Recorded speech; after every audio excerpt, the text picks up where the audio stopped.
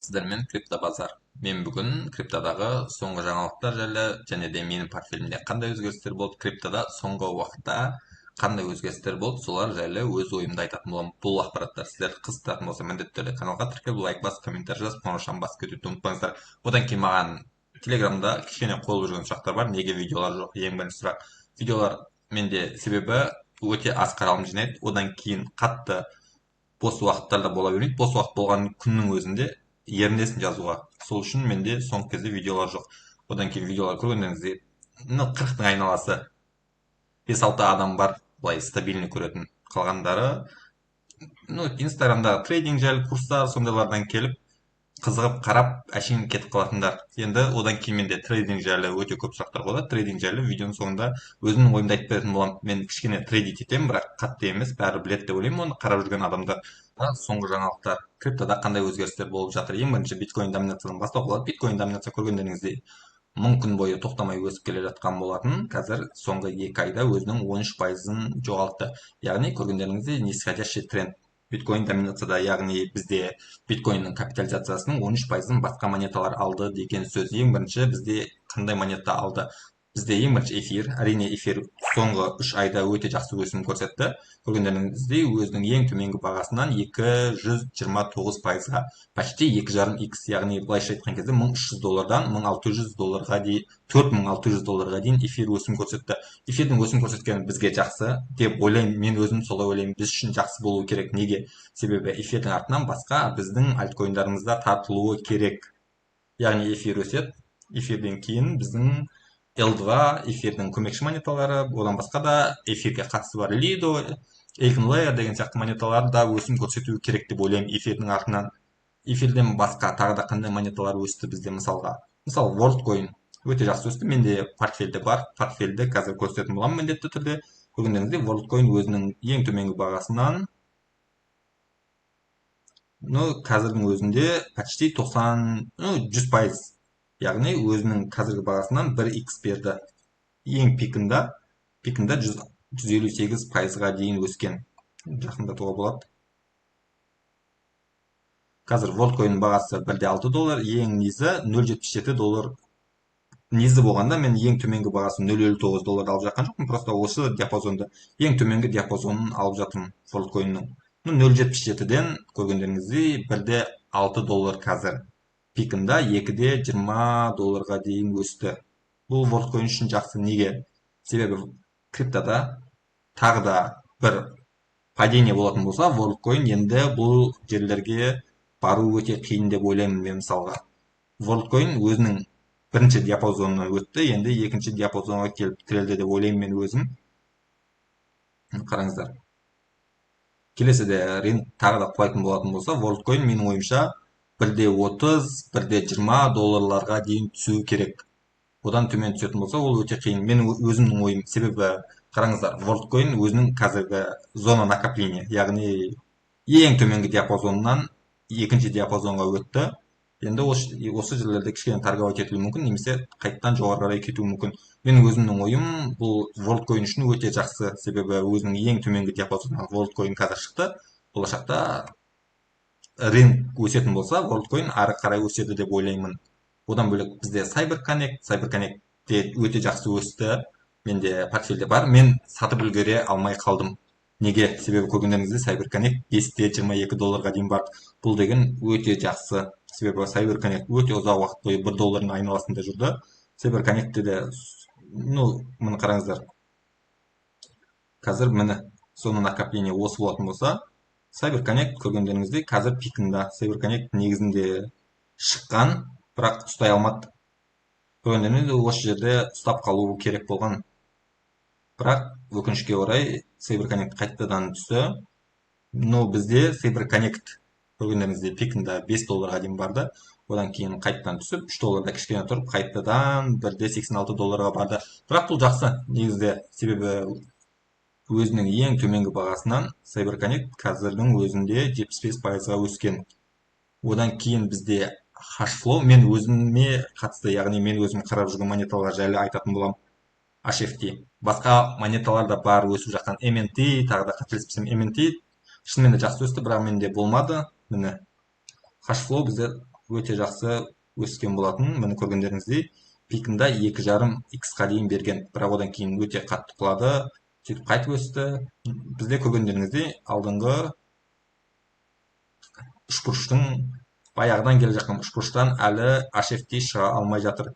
Өте кішкентай монета, аз уақыттың ішінде 1, 2, 3 свечамен, әрине күндік свечалармен 2-3 х қиналмай жасап тастауы мүмкін. Әрине рынок жақсы болатын болса, менің ойымша HFT тез 0,5-0,6, яғни $1 дейін қиналмай бара алады. Әрине рынок жақсы болса, барлық монеталар ары қарай да өсетін болса. Одан кейін Lido жайлы не айтамыз? Lido қазір треугольниктің ішінде, треугольниктан шыға алмай жатқанына 1 айға жақын уақыт болды. Даже 1 айдан да көп болып қалды. Ну, 1 ай, примерно, бір айдай уақыт болды треугольниктен шыға алмай жатқанына. Менің ойымша жақын уақытта Lido шығу керек, сосын оранжевый Fibonacci'ні оранжевый зонасына дейін баруы мүмкін. Былайша айтқан кезде Lido жақын уақытта $2 дейін баратын болса, бұл өте жақсы Lido үшін, себебі өзінің накоплениясынан шығып, ары қарай уже 0,7-0,8 центке қарай түсуі өте қиын болады. Яғни бар рынок құлаған күннің өзінде Lido осы айналаларда қозғала алады деп ойлаймын. Әрине ол үшін бізге треугольниктен Lidoға шығып кетуі керек. Eigenlayer. Менде Lido портфельде бар, қазір көрсетемін. Қай бағадан алған портфельді ақтарамыз, қараймыз. Eigenlayer'де тоже $1,6, өзінің низі $0,61 дейін түскен, $0,70 дейін түскен. Әрине орта төмен баға ол $1. $1 қазір тоже накоплениядан шығатын болса, менің ойымша қиналмай 2,7, $2,8 дейін бара алады. Әрине мен Eigenlayer'ды рынок жақсы болатын болса, $6-7 дейін күте аламын. Әрине ол рынок жақсы болатын болса, бізде өспей жатқан, орында тұрған монеталар өте көп. Мысалға Starknetте өте үлкен қате деп айта аламын мен. Себебі қараңыздар, Starknet бізде рынокқа примерно $2 айналасына шықты. Мақұл 1,6 цент деп айтайық, $1,5. $1,5 примерно рынокқа шықты 2024 жылы февраль айында. Бұл кезде бізде биткоин, эфир барлығы енді өсіп келе жатқан жерлері, әрине бәріміз сол кездерде альт сезонды күтіп қалдық. Сол себепті де Starknetті өзін өте үлкен капитализациямен шықты. Starknet мойындау керек. Соның өзінде біз Starknet сатып алдық, себебі Starknet $6-7 дейін қиналмай барады деген оймен Starknet сатып алдық. Бұл өте қате. Себебі Starknet'тің фондтары да өте мықты болды, және де Starknet шықпай жатқан кезде айналасындағы хайп өте күшті болды. Сол себепті де біз Starknetке жестко ұрындық деп айтуға болады. Себебі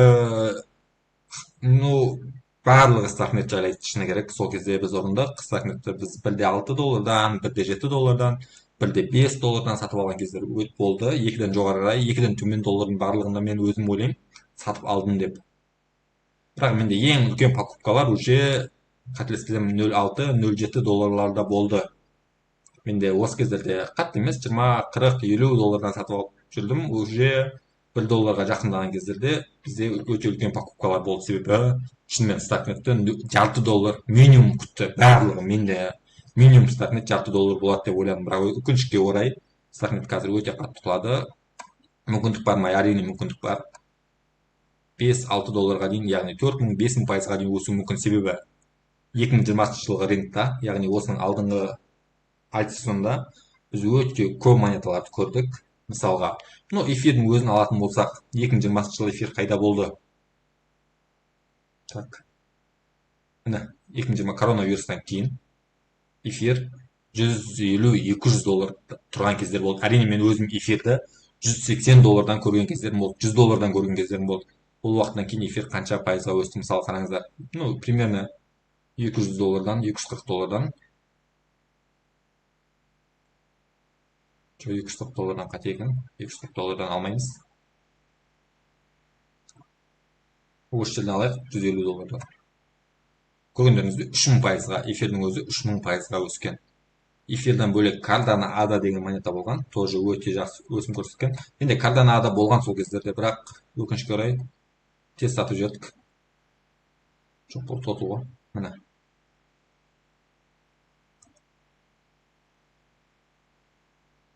Cardano ADA примерно осы жерлерден алайықшы. 2020 жылдың март айлары как раз. міне мынау деген сұмдық қой. 21.000 пайыз. Тоже сондай полихедра деген монета. Мен полихедраны қателеспесем 0,6-0,7 доллардан сатып алғам. Содан кейін 2 доллардан саттым. Менде телеграмда постта бар. 2 доллардан саттым деген себебі 2 долларда бұл ZKG өте ұзақ уақыт бойы 2 долларда торговать етіп тұрды. Яғни барлық монеталар құлап жатыр, бірақ ZKG 2 долларда тұрды. Сол кезде мен просто алдында ZK-Цинкқа құйып жібердім. Қателеспесем ZK-Цинкқа мен месяцмен тұр. Негізі месяц қате. Теневкаға қоя салу керек.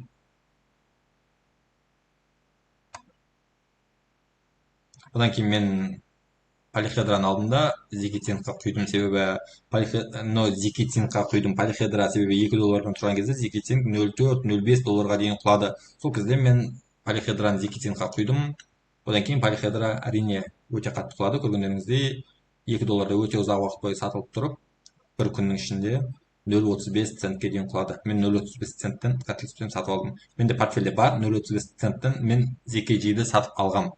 Бұл қате ма қате емес білмеймін. Болашақта көреміз. Әрине скаммит етілетін болса, дальше құлайтын болса, ештеңе алмайды, себебі мен 50 долларға сатып алдым, қателеспесем 50 емес, даже 45 па қазір көреміз. Одан кейін менде жаңа айтқандай ZK-Цинк бар. ZK-Цинктің негізінде өсуі керек бұл монеталар жайлы. Кейінірек сөйлесуге болады. ZK-Цинк жайлы менде толық видео бар, Starknet жайлы видео бар, Zeroшка деген тоже жақсы монета. Бұл жайлы да видео бар. Одан кейін Wormhole.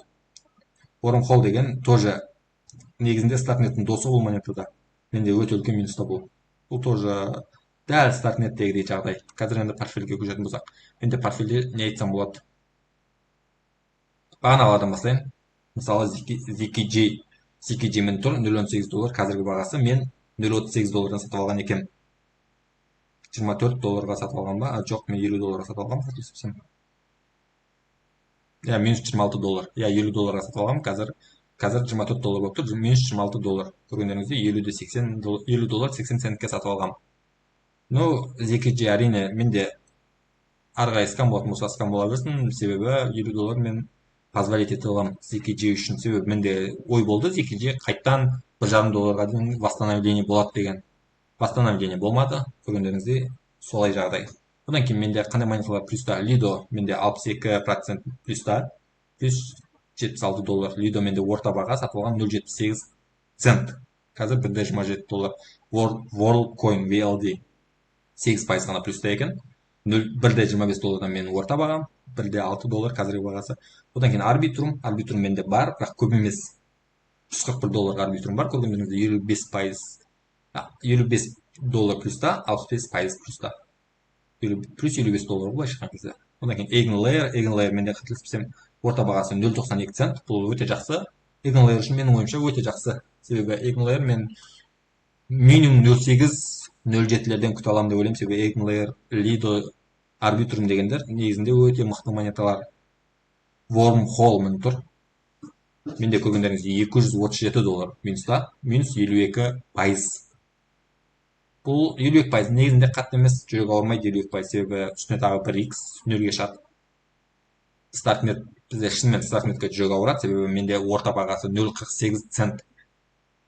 Минус 72%, 596 доллар Starknetте минуста. Zeroшка 0,59 доллар, 19%.